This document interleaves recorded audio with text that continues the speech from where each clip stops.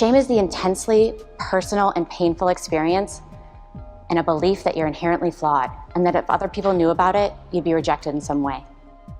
Shame is a universal emotion, but what you might not appreciate is it has a complex relationship with your health. But I find that many people confuse shame with guilt. Maybe it's because they both cause us to feel bad about ourselves, but they are very different. And I think it's important to highlight that before we really get into this any further. Now, guilt is when we judge our behavior as being negative or wrong. Our behavior, remember that. Meaning that if I told someone that I would pay them back, but I didn't, I could feel guilty about it because I feel that what I did, or more importantly didn't do, was wrong or inconsiderate. Now, shame, on the other hand, is when we view ourselves as being bad or wrong. It's much deeper than guilt, and it can't be fixed by simply making amends or, following through with what you said you would do. As you can see, guilt can in some ways motivate us to be better and to make amends. Shame isn't motivating, and in most cases it can actually be debilitating. It can cause us to believe terrible things about ourselves and our situation, and in turn make our mental health issues even worse. Many of my patients and viewers have shared how shame has made them act in more self-destructive ways, whether it be sabotaging relationships or engaging in self-injurious behavior.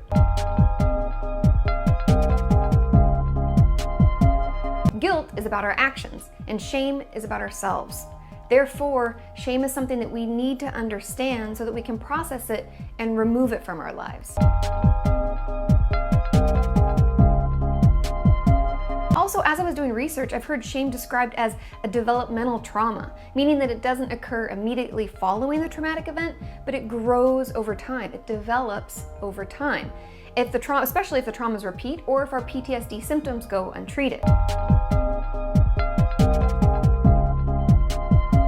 But if we feel that we could have or should have done something to stop it, we can feel full of shame as a result. Because think back to the definition of shame and how it can cause us to feel that we are just wrong or bad. And if we felt that we could have done something to stop the trauma from occurring or did something to cause it, of course we would struggle with feelings of shame. The intensely painful feeling that we are unworthy of love and belonging.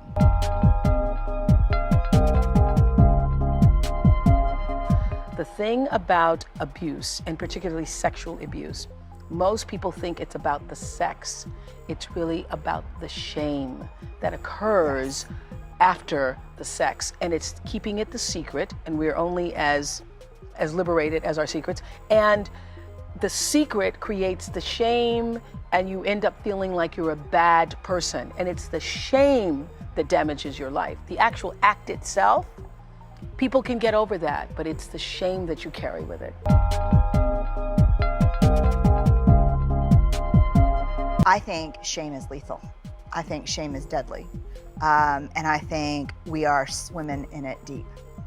Do people recognize it, No. though? I think people don't recognize So people it. have one or two reactions when I say shame. They Yeah. say, I don't know what you're talking about, but that has nothing to do with me. Yep.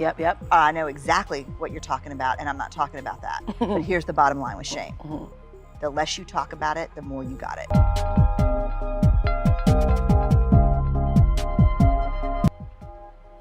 Shame needs three things to grow exponentially in our lives: secrecy, silence, and judgment. Yeah. So you put shame in a petri dish, Yeah. and you douse it with a little secrecy, a little silence, and a little judgment. It grows exponentially. It will creep into every corner and crevice of your life. You put the same amount of shame in a petri dish, and you douse it with empathy. You've created an environment that is hostile to shame. Wow. Shame cannot survive being spoken. It cannot survive empathy. So if something really shaming happens to me, And you talk about it. and I call you and I say, oh God, Oprah, it's Brene, you're not gonna believe what happened. I'm in such deep shame. And you say, what's going on? And I tell you, and you express empathy. Yes. Shame can't survive it. Shame depends on me buying in to the belief that I'm alone.